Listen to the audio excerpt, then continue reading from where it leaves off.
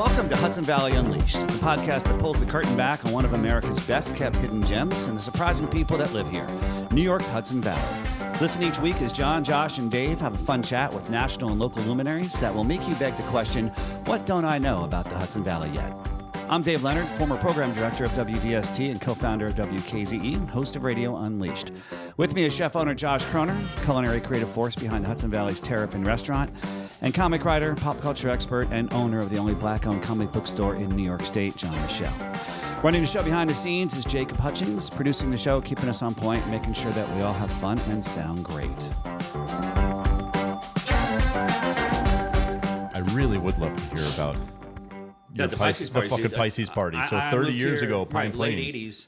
And I was like Pine Plains, and I started working at Taconic newspapers, you know, whatever, Rhinebeck Gazette, Hudson Valley, you know, Harlem Valley Times, and DJing at night same time. But I'm living in Pine Plains, so I'm kind of, I don't know. It's like You worked at the newspaper that was right next to Terrapin? I did. Oh, nice. Yeah, I worked, Pine Plains, Register it was Herald, right next Harlem Valley to Times, Millbrook Round La Table. Parmigiana. Yeah, exactly. Back, and she actually, it's funny. I moved from Jackson Hole, and I went in there when they had, you know, before there were bands playing in what's now the dining room, and she was moving to Jackson Hole. So I just come here, so I connected with her, and she's like, "Oh yeah, someone's buying. I'm selling the place. Someone's buying it." And that was even before I knew you. Oh. So you knew me way before I bought that place. Well, no, that was 1995. Putting it together, right? I couldn't talk ago. to her about you, but it was like, it was just kind of this weird connection with her. I mean, I met you. Well, you met me on Valentine's, actually, whether it's known or not, right? Wasn't it Valentine's? Or no, it was Ultimate Frisbee. Ultimate Frisbee, and it was 2 months after I opened in '98. Yeah, that time. When did you open the one in Rhinebeck? 2003. Oh, okay. That was 5 years later. All right. Well, no math. Anyway, I ended up being introduced to the area. This is back before I even, just on the weekends at DST. And it's my first time. I'm like, hey, I'm with Leslie. I'm married. Let's have a party. And so I went to this Mashomic, like Ride and Gun Club, like this private kind of chic place. And I brought up the band who I was playing on the radio, the one of the bands and who had DJ'd my wedding. And I was playing them on the air, Five Chinese Brothers. Anyway, it was like live music. People came from all over, and it was fancy, and it was an awesome party. And then from that point on, I just kept doing one every year. I do remember, though, like at the end of the night, like, oh, yeah, there's some cigars, because it was like, what year was that? I don't know, math. It must have been 1995. Between 95 and today. Yeah, 95, because I'm turning 60 tomorrow, and I was turning 30. So there you go. Amazing. Happy birthday. Yeah. Early birthday. So that was like a fun one. And then every year after that, I kept doing them. Then I was like, I'll do one in Rhinebeck. I'll do one back at Pine Plains. Did some in Woodstock. I mean, all over the place. And for years, someone's house burned down. Let's raise money. Or, hey, let's help. It was like, that's what I mean. I've raised probably 30 grand on this party over the years. But a lot of them were just fun, hangout birthday parties. I've been to many Pisces parties. Yeah. And so I'm sorry I've never been to any. Yeah. Dude, a lot Being of born a women come to Pisces, dance. what the fuck is wrong with me? I know. Dude, you're a Pisces. Pisces get it free every year. So. Oh, really? Yeah. Wow. That's I think I'm an Aries this year, though. Oh, dang it. Dang it. So, but does it change year to year? Well, isn't it like where you were born and that's your sign? Well, so some people believe that, and I was born Pisces, so yeah, that could be. But the fact that the vernal equinox is based on, it changes between the 20th, 21st, and 22nd. The vernal equinox marks when Pisces ends and Aries begins. And so some years the vernal equinox is after my birthday. Are you the 21st? What day is yours? I'm on the 20th, but like 10:24 at night. So I was born Pisces, but some years I ended up. So I don't know that much about horoscopes, but I was told I that know. We're having an issue. All of the horoscope signs are based on the sky during like the time of the Greeks. And if you were to look at the calendar was completely different. The constellations Completely different. now, I would not be born in Scorpio. I might be born in Pisces. Well, now But you'd mess up 13th. USA Today horoscope, so we can't. There's actually a 13th sign. What? There's a 13th sign. of the devil. I don't think it's that bad. I mean, maybe. I don't know. It's got a really fucked up name. It's called Ophiuchus. They actually like squeezed it in between two other signs, and they redesigned it. So now the astrological calendar is 13 signs. But Google's not 12. accepting it. So 2026 Pisces party is not happening? Right. Well, I don't know. Well, the Dead did a tour again, right? And the Stones broke up. I mean, who knows? It's good. You got to market, If you come back, it's okay. But at least you I heard Phil Lesh is touring next year. Right, there you go. He'll be at my party. I'm sure he's just touring as the Dead. Yeah, but Our podcast is supported by JTD Productions, professional DJ services and live musicians for Hudson Valley weddings and parties. There is no greater luxury than peace of mind and no greater indulgence than shaking your booty. JTD provides both. Learn more and check availability at jtdproductions.com. Terrapin Restaurant. From far-flung origins, the world's most diverse flavors meet and mingle here, in the heart of the Hudson Valley, at your table. From elements both historic and eclectic comes something surprising, fresh, and dynamic. Dishes to delight both the body and the soul. Terrapin Restaurant. Open for lunch and dinner and late night until 1 a.m. Montgomery Street, Rhinebeck. And online at terrapinrestaurant.com. Okay, folks. Today's guest is a man who spent more time backstage than most rock stars. Probably remembers more of it, too. He's the wizard behind the curtain at Radio Woodstock, a guy who took a small Hudson Valley radio station and somehow made it cooler than your favorite Spotify playlist. He's the founder of Mountain Jam. Yes, that Mountain Jam, the festival where you go to lose your inhibitions, maybe even your virginity, and find yourself. He's thrown more legendary parties in a field than most of us have ever thrown in their entire lives. He's equal parts music mogul, marketing madman, spiritual Sherpa of the airwaves. Please welcome the maestro of mayhem, the baron of broadcast, the guy who somehow makes running a radio station look cool as hell. I've also had the honor of calling this man one of my best lifelong friends. Ladies and gentlemen, please welcome Gary Chetkof. That's a nice intro, Dave. Gary, welcome. Thank you, guys. Gary, Welcome. it is a pleasure to have you in my kitchen. It's a pleasure to be here. It took all these years for me to get here, like almost 2.5 decades. That's true. We have known each other for a long time, right? Since your first 27 restaurant. years, yeah. Crazy, right? See DST as being such an iconic radio station. It's like I listen to DST, and other than that, radio's dead to me. Right. Like I don't even think I wouldn't listen to a Clear Channel station or any of that. Now, if Clear Channel is going to promote this podcast, Cut that part out. we'll cut that out. No, but Don't worry, they won't. All right, fuck Clear Channel, motherfuckers. Anyway, but no, I really do. I look at DST as iconic, and I've always seen it that way. Was it that way before you took it over? It was probably, I would say it was iconic, not in a good way necessarily. I was there for both sides of it. I was there for the loose, organic, if you will, and then we tightened it up, but in the good way. Yeah. Wait, when did DST start? It started in 1980. Okay. I bought it in 93. So Okay. in those 13 years, it was its own thing. It was Like Woodstock. yeah, exactly. Yeah. It was like block programming. Every 4 hours it changed. Okay. And so they would have an oldies show, and then they would have a new age show or a new wave show or a talk show. But it really doesn't work that way on radio. People don't like, oh, it's 11 o'clock. Let me run to my radio They want dial. consistency. Yeah, Right. it's like I used to say. It's like when you open up a Coca-Cola, you want to taste the Coca-Cola. So when you turn on the radio station, whenever you are doing whatever you're doing, you want to know what you're going to get. Yeah. And so appointment programming radio doesn't really work. That's why you got rid of the Mongolian throat singing. Exactly. And then That was created a great podcasts show. for it. Yeah, I cleaned things up really quickly. But the funny thing was when I got to the radio station, I was like, where's that cool guy I met on the weekends with the dog? And they were like, he went to the competitor. And I'm like, one guy I really liked. The beauty was I have to start that radio station. It was just an AM at the moment. Because it was a few months later, right? He went through, got the deal going. like 3 or 4 months. So you asked for Allison. I just remember too. It was like, okay, you pick a song. So I got to pick It's Different for Girls. So between Allison and Joe Jackson and Elvis, we were like, this guy's cool. I liked it. Nice. So sorry I left you there, Gary. A long time So ago. and it was my thing. I was pissed. I was like, we got to get that guy, and we got to get the guy back because not only did he leave, he went to start a competing station with cool music. And so I made it my mission to get him back every time I'd see him at a show. You got to come back, Dave. You got to come back. Nice. It worked. Big But- shot, Dave Leonard. Yeah. And the other thing I did was there was an overnight guy on the radio station at the time, Nick Harcourt. English guy with a unique accent. And I love English accents. I'm a Beatles guy and English. And Nick was like, great. So the first thing I did was I moved him to the morning drive show and gave him that. And he ended up becoming a really big celebrity. And he moved out to Los Angeles and took over. I'm going to see him on the way back from Hawaii. What's KCRW? KCRW and now KCSN. So yeah, he's done Yeah, great. I used to listen to his show when I lived out in LA. Yeah. So what made you want to open a radio station? What made you want to get there and say, you know what, I'm going up to the Hudson Valley. I'm leaving New York. It's a pretty weird thing. So all my life I wanted to be an entertainment lawyer. Okay, so I came from a legal family, and but I wanted to be in the music business. And my goal was to work for a record label. And I ended up in law school in Washington, D.C., and there was no entertainment in Washington, D.C. A lot of entertainment, but not what you were looking for. Not at all. Not quite that kind. No, not that kind. So I interned like at the Federal Communications Commission. I worked for a broadcasting law firm. So it was like broadcasting was the closest thing I can get. So I got a job there in their communications department, and their client was WNEW-FM, Nice. Metro Media Radio. Here, ready? Is Rock home? Can Rock come out and play? All right. 1027. Rock and roll. Carol Miller. Yeah. So I ended up being their lawyer. And then eventually they offered me a job. They offered me to move to, I was practicing in Washington, D.C. still.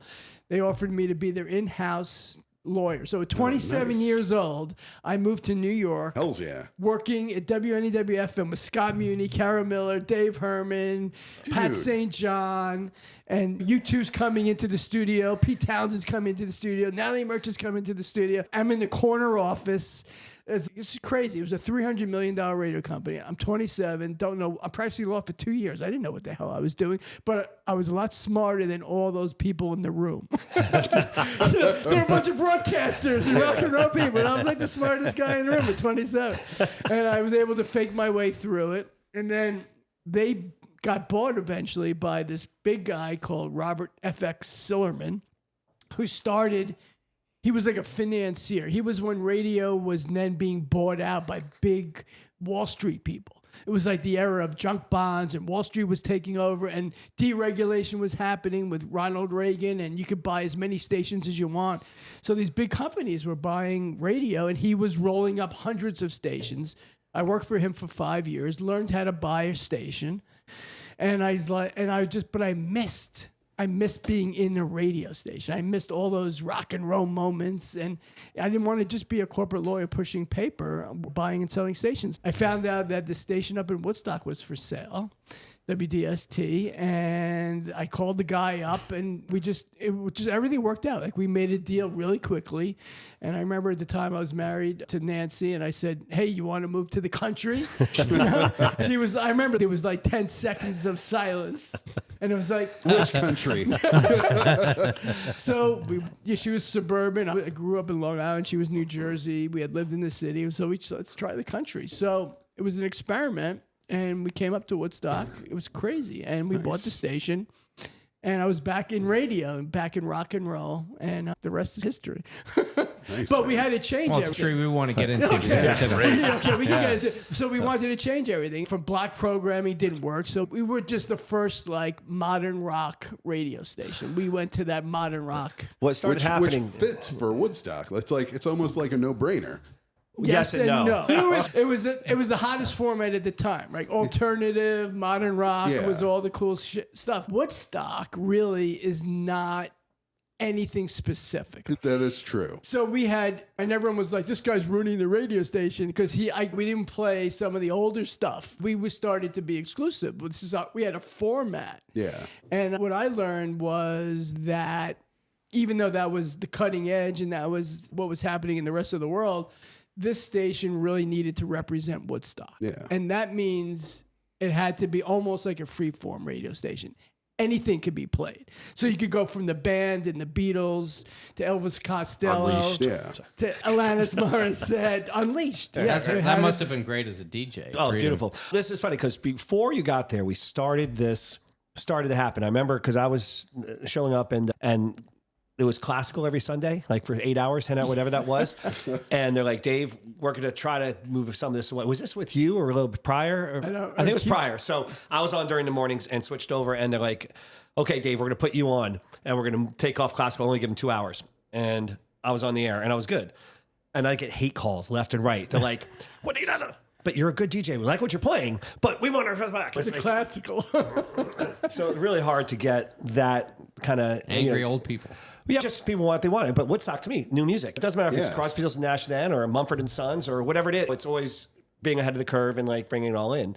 And so you think it would work, but yeah, you got to like you found out how do you weave that artistic integrity, and also for you as an owner, merge like how do I make a living, keep it as a business, and then the artistic integrity of the music, which I'm intrigued with working for you and working with you and everything else. But as an owner, you come back, are you like, hey, I get to program the station now because I want to be a rock star, or it's like I still have to run a business? That's like I was trying to always have that line of, can I be really creative or do I have to be really business oriented? And it was like playing the game. What kind of game are we going to play? Because we wanted to, at that point, we had Arbitron ratings. And if you didn't do well in the ratings, you wouldn't do well in getting advertising dollars.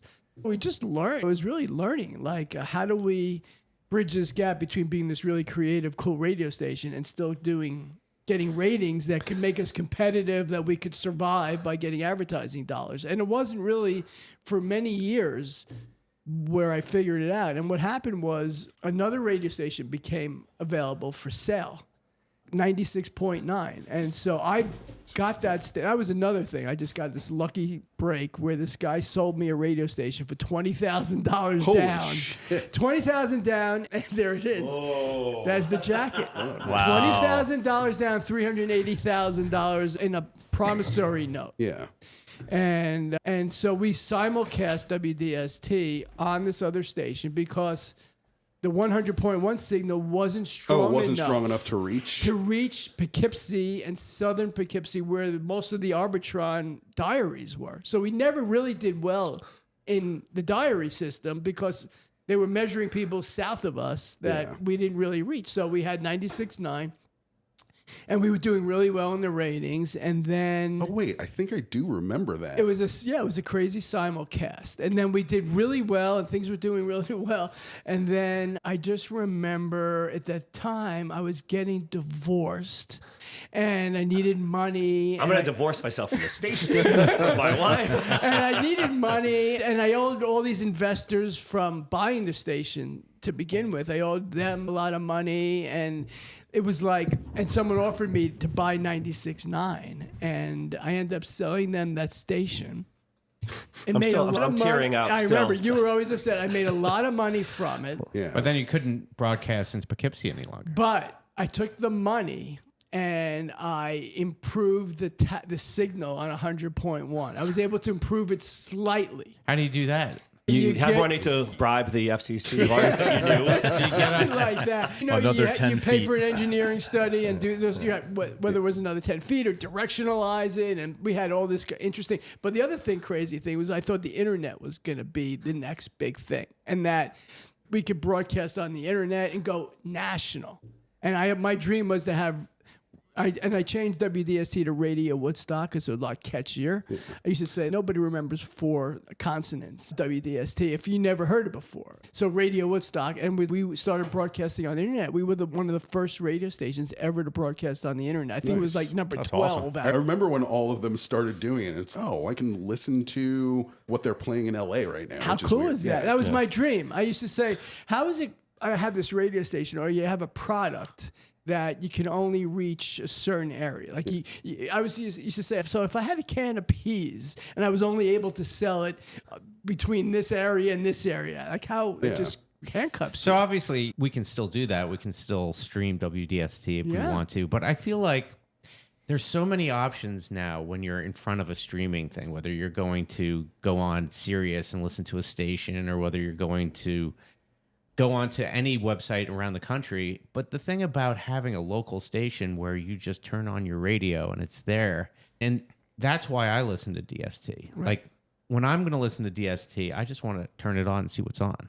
I'm going to just turn on my radio. Oh, I still have a car radio. It's the I'm only like, radio that I listen to anyway. Yeah, exactly. Yeah. So I have a radio in my car and it's set to DST. So when I get to radio, that's You think of that. it's basically the DST button because Right. there's no other Nothing station else. I even know of. I remember The DST in the button. 90s driving up to like the first time I ever went to Woodstock was like in the 90s. And I remember every time we went up, it was having the station on and then getting to a certain point and you start losing it. And then somebody be like, oh, now you got to switch over to the other one. Another and, freeway, yeah. and it was like, that's weird, but okay. I was told it was going to happen automatically, but it never did happen automatically. Yeah. But the thing that we did, but the end result on all of this was that because I had the money and I paid off the investors, and I was now like free to say, screw it. This station now is for more like fun. Like we're going to forget about the ratings. Yeah. Forget about, we're going to be the Woodstock station, which really means like no rules. We could do whatever the hell we want. Dude, we could play Johnny Cash. It's like the MTV model when they first started. Like that was their philosophy too. Anything they want. Yeah. It was, and I feel like DST had that MTV feel to it, like in your ears. Cool. It's like classic rock, Jimi Hendrix. For me and you and everyone else, that's not the case. It was like we're forefront, we're leading the way, and It's a little painful because now when you listen to classic rock, it's Nirvana's Femmes? on I know. the classic Femmes rock were station. alternative. Classic rock, Pearl Jam. Why do I feel like I'm forming an ulcer? It's like so weird. I know, but it's funny when you think about that because classic rock came about in the 80s. So I was in the 80s and we'd listen to classic rock, which was music that happened And it was like only 20 years. 15 years before before that. What's 15 years before? Kurt Cobain's been dead for 30-something years at this point. It Isn't is that great? painful. So I don't even know what they call like 70s. Like Neil, what is Neil Young? And that's not even classic rock. It's like old dinosaur rock. Back to oldies, right? I feel like it's still tucked in there, but the day that they start calling like just any of it like oldies, I just don't know what I'm going to do. Yeah, to me, oldies was always 50s. Yeah, right? Totally. And it still is. When you go to the oldie Right, it's station, still you're still getting like doo-wop and stuff like that. But I feel it all creeping back a little bit. John, and man, I'm like, I go to a Into wedding. the- I go to a wedding and I'm DJing and she's playing oldie. And I'm like, sure. And she's talking like literally some 1988 song or whatever. And I'm like, oh, what am I doing? Oldies are 1955. And it was just... Hey, Gary, so I worked with you for years. Worked for you, worked with you. It was amazing just being a part of the whole, your vision and everything we did at Radio Woodstock. And I'm trying to remember because a lot of my memory fades, which might be good in some way. But what was the most embarrassing thing that Dave ever did? Wait, this show's not long enough. Sorry, didn't mean to. I mooned Ellen. But at what point, because we'd go to shows, that's how we found some of the musicians, could come see them play guitar and in a living room and, let's play these guys in the air. But at what point did you, I didn't really switch, but like live music, you started putting on shows and that grew into Mountain Jam and everything else. I'm just intrigued on how and when that happened for you.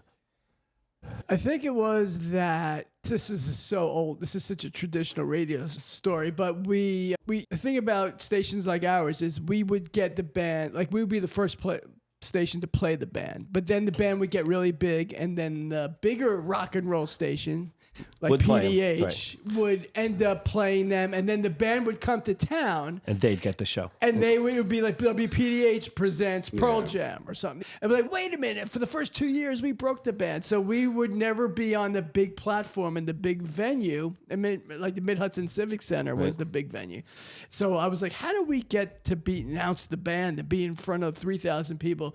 And somebody said, you buy the act. And I was like, what does that mean? You buy the act. And they're like, they have a booking agent. You call the booking agent. You basically rent them for the night.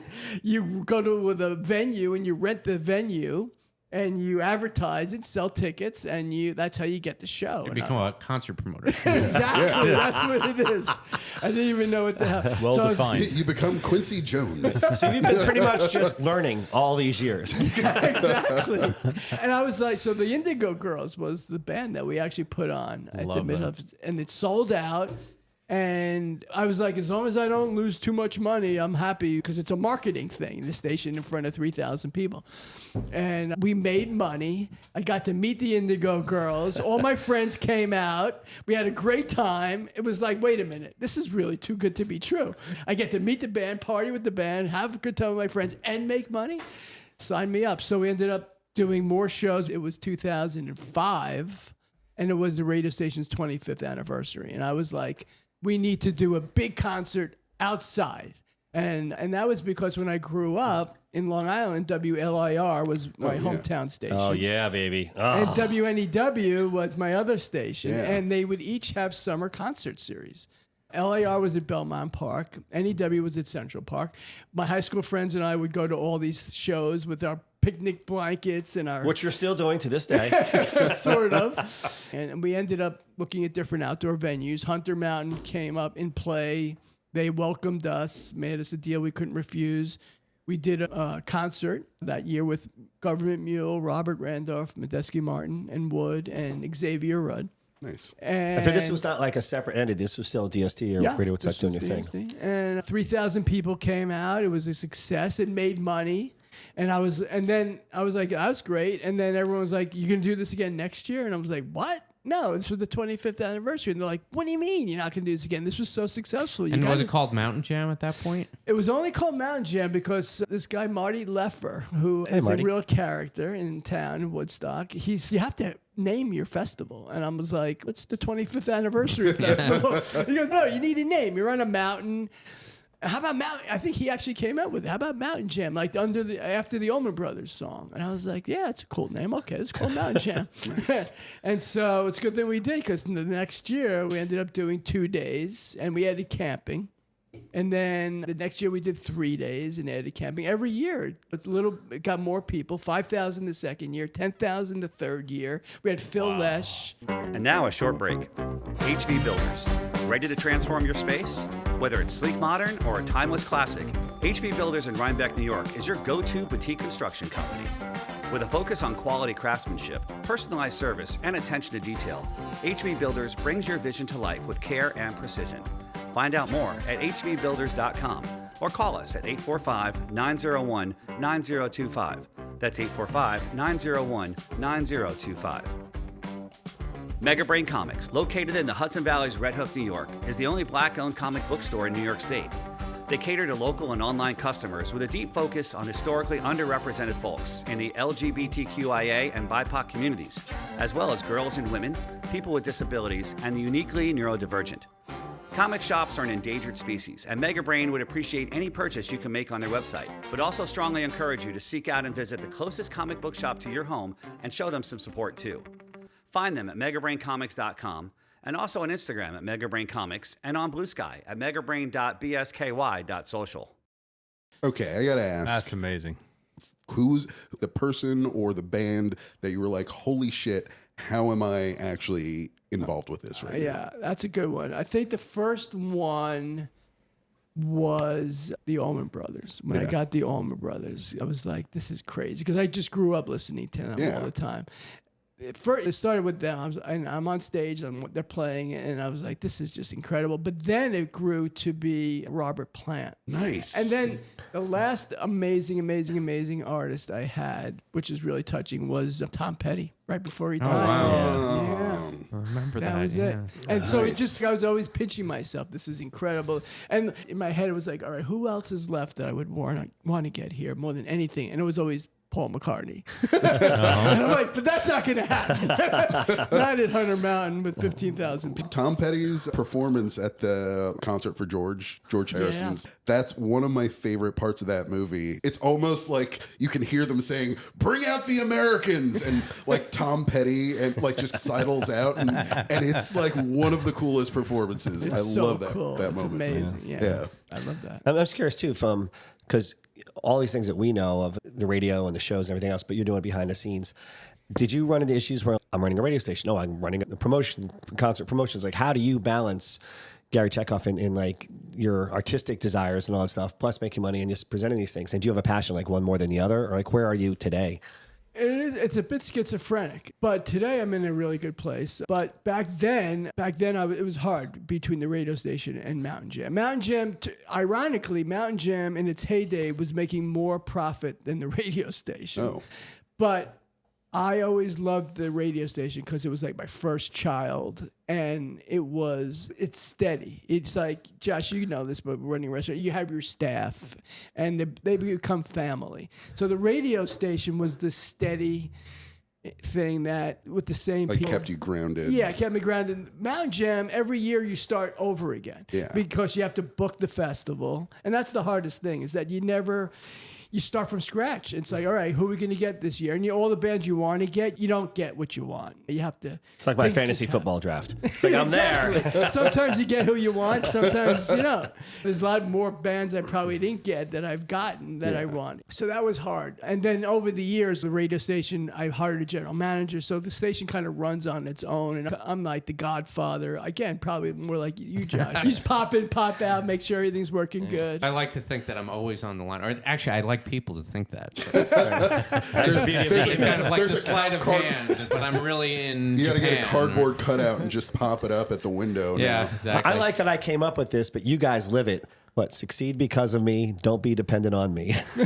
For me, I found the key to it is having really good people. And to have really good people, they have to be there for a while. You have to treat your staff well. You have to treat people in a way that they just want to stay with you. Absolutely. And I've had a really good luck with that. And I'm sure that's the same thing with you. You have Richard, who's been working forever. He hired me in He's been there since 1980. 1980. That Yeah, they ghas got been me in there. 88. Greg Day also one. has been Really? there forever. So obviously you do a good job with that as well. Nice. I treat my employees like I appreciate them. Thank you for working here. What can I do for you? What do you need to make your job better for you? What do you need? What tools do you need? And I don't care if you when you come in and when you leave, just get your job done and be an A-team guy, an A-team person. That was that. So the station really does run by itself. Mountain Jam has really always been more of my efforts. So going back to Mount Jam, I know that the ownership changed hands a little bit, and now you're back in control. Right. We've got this big Mountain Jam coming right up now. You want to talk a little bit about that? Yeah, I'd love to. Mountain Jam went through a lot of difficulties with the state police, busting these hippies coming to Mountain Jam with marijuana. I remember that.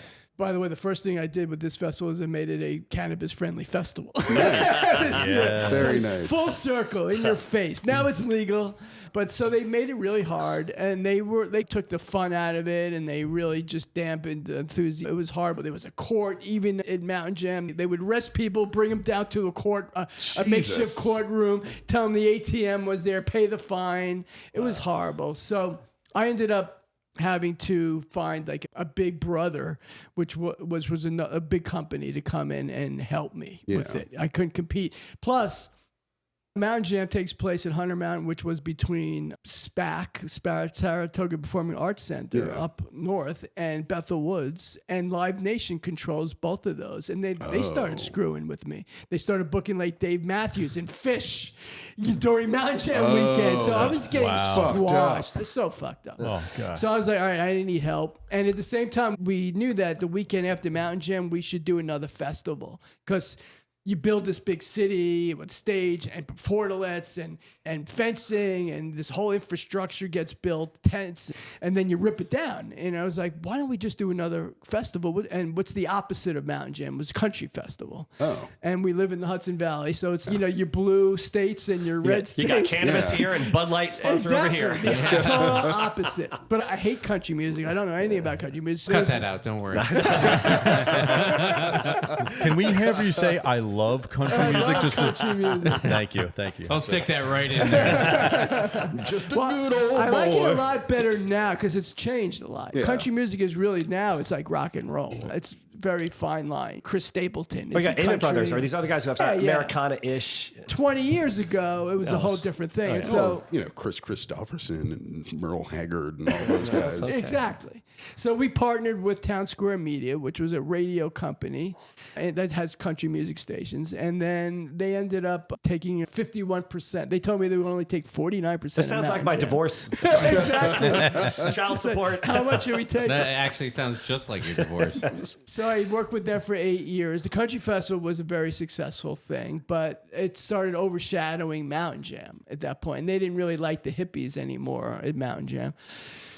So I was able to buy it back from them, and then Live Nation bought their interest. So they were like, and moved it to Bethel Woods and said, do it here. We do shows here all the time. It's the 50th anniversary of Woodstock in 2019. So they moved it from Hunter to Bethel. We did, and it was cool because they were like rock and roll people, the Live Nation people. But then COVID came, and then all those people left.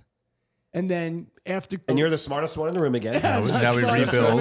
And I was like, and they didn't want to do, the new people didn't want to do Mountain Jam anymore. And it took me 5 years saying, if you're not going to do it, give it back to me. They actually violated my contract with them. And I was like, listen, now you have to give it back or else it's going to get messy. So they were like, all right, you're right. So they gave it back to me. And so this is the first time in 6 years it's coming back. It's the first time. Dude, I've congratulations. Owned, and it's all mine I'm this so time. excited about it. Nice. First time since It's gonna be 2012 that yours. it's all It's gonna be mine. amazing. That is amazing. Thanks, man. So this is crazy for me because you've worked your way up with the radio and and Mountain Jams and everything else. Are you at the stage of I'm passing the torch, or you're like, hey, I'm doing all the work, or where are you now with this? Because it's kind of exciting. I'm at the stage. What did I get myself into? You just had a baby. I was like playing golf. I was sailing. You're like, it's all mine again. It's Oh, all mine shit. again. My but kids it's are like, why am I? Why? What was it? Oh yeah. It's the love of music and the music festival. So who's headlining this year? So we moved it to Bel Air Mountain. Oh, nice. Thank you for asking. But so we reinvented the festival, right? Because Okay. 6 years later, the world's changed, and so we're at a and so smaller Bel mountain. Air is state of New York. Yeah. They own that, right? They own it, and it's smaller. It's a boutique Wait, festival. the state of New York owns Owns- Bel Air Mountain? Yeah. Oh, I didn't know that. Yeah. Oh, cool. Isn't that cool?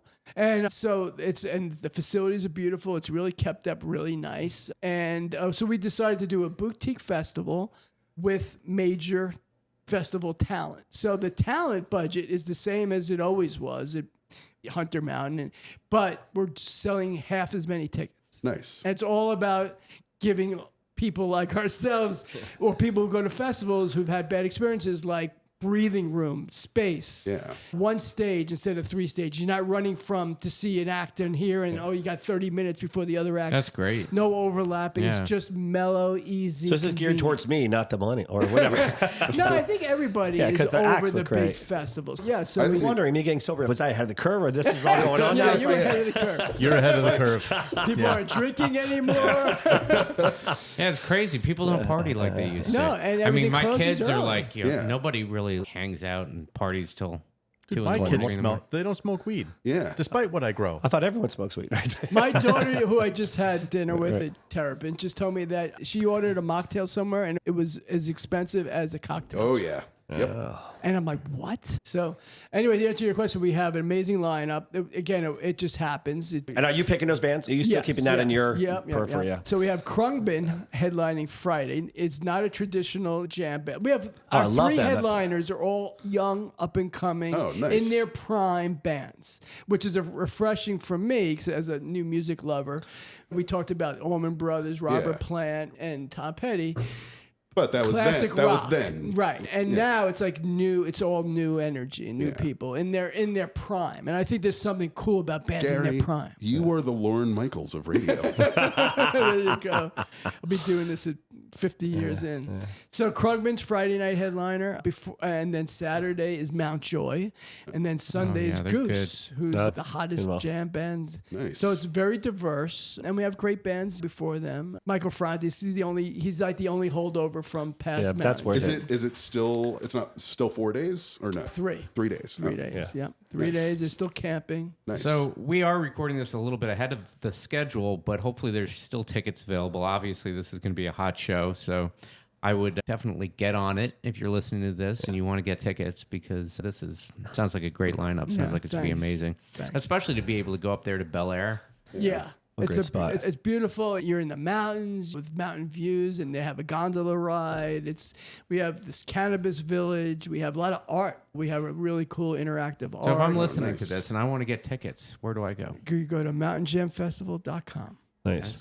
Hey, so this is something that's been, I think you and I have always connected on. That's why I liked you as a human being, as well as radio and everything else, but like new music and starting off with the radio and then going through those different times frames and then with the shows and doing, okay, I love the music, but is it going to sell or is it going to work? How important, like in owning the radio station and doing the festivals and stuff, is new music to you?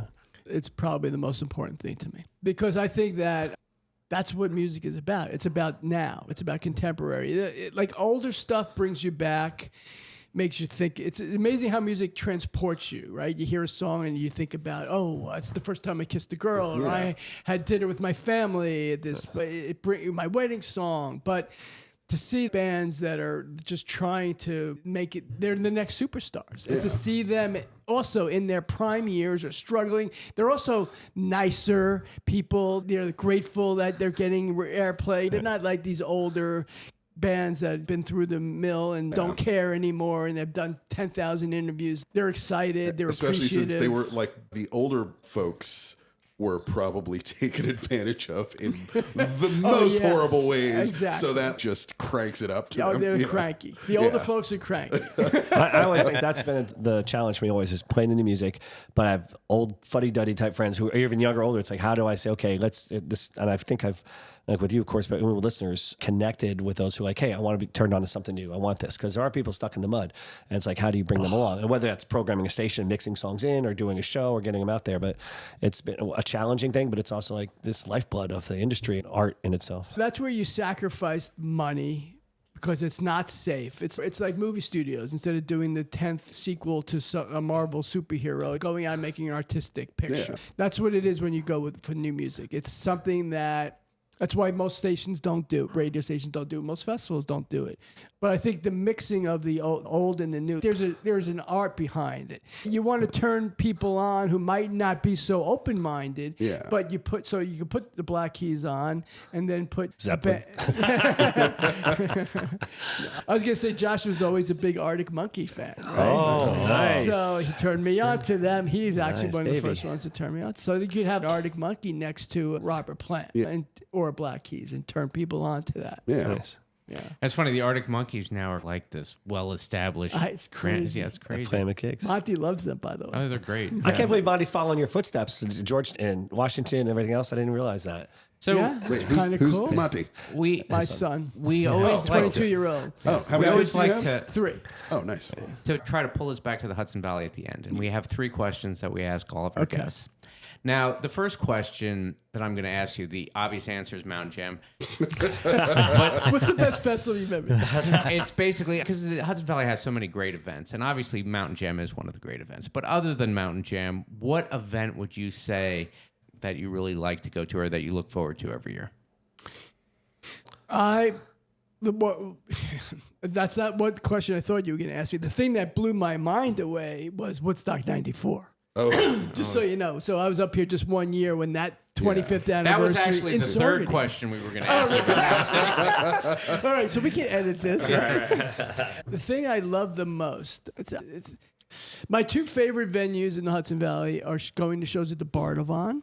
Because I think it's intimate, 900 seats, it's beautiful, and I just love the intimacy. And I remember seeing Sinead O'Connor concert there, nice. and a Brandy Carlisle concert. UPAC's a lot like that too. UPAC has gotten much nicer over the years, and I haven't been there in a long time. yeah. And I just did Father John Misty there, which was a great show. Nice. I love that, and I actually love Bethel Woods. I think Bethel Woods, which is why when they enticed me to move Mountain Jam there, I didn't fight too hard because it's gorgeous. You don't see an amphitheater like that anymore. Next to Yasgur's Farm. Exactly. And then Woodstock is part of me, and so the museum is there. So those are my favorite things to go to. That makes sense. The second question would be your favorite place in the Hudson Valley. How long have you lived here? 32 years. 32 years. So I'm guessing you've seen most of the Hudson Valley. What's your favorite, whether it's something little or big? My favorite place Terrapin. is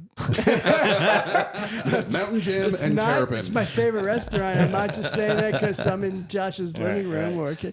I love the Hudson River. And I learned how to sail about 6 years ago. Oh, so cool. my favorite place in the world up here is being on my sailboat. And believe it or not, I don't turn on music on my sailboat. And Just listen to the water? My friends bring Just listen to the water, speakers, baby. and I'm like, you know what? This is the 2-3 hours I don't Listening to want. the bow cut the water. I'll see you on the Hudson River. That's okay. Yeah? Oh, yeah. Nice. I like that. That's a good answer. I love that. Is there something unique here in Hudson Valley? You don't think you've been everywhere or a lot of places that you haven't been able to find anywhere else? Yeah, I could tell you that before I came here, I never really had what I thought was a home. Like I never really understood community. And I went to law school and I bopped around. Then I went to New York City. It was like every 5 years I moved somewhere. When I came here, I thought I was going to be here for 5 years. But this really became 32 years, man. My friends are here. My family's all moved up since COVID. All my daughters live up here now. I found peace. I found nature. We live in the most beautiful place, and it was a secret for so many years, and now it's like everyone has found out about it, and it's changed. Some of it has changed for the good, because the restaurants, Josh, you probably don't want to hear that, but it's not good restaurants now. Not at all. I like to eat too. That's true. You're doing fine. Yeah, I never worry about that type of competition because I just do my thing, but I love to go to restaurants, so I love to see really good new restaurants. And restaurants have sprouted up. There's so many concerts now. They're concert places. So I feel less inclined that I have to produce concerts. Yeah. I used to have to do it because they weren't coming here. But now I could just lay back and they advertise on the radio station. No, they advertise. And so there's so many new venues that have opened up. Nice. It's pretty awesome. Yeah. There's so many things we could have talked about. I didn't get to how things have changed and all that. But man, it's so awesome to have you here. Yeah, it's great to have you here, Gary. Yeah, it's good to finally meet you. I've considered you a friend for 27 years. It's nice to have you here on our podcast. I know. Yeah.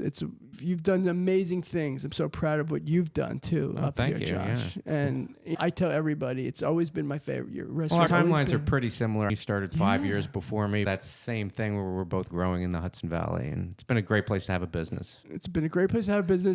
Raise children, fall in love, and for sure. Fall in love again. No comment. But we all are calling this home, and it's great. So thank you. For sure.